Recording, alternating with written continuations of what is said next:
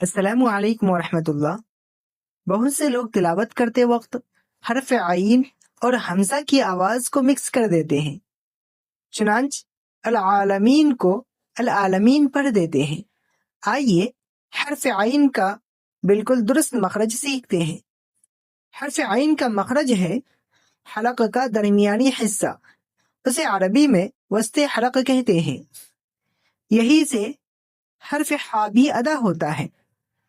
جب ہم حلق کے درمیانی حصے کو تھوڑا سا سکیڑتے ہیں تو عین کی صاف آواز نکلتی ہے، جیسے آ، عی، عو۔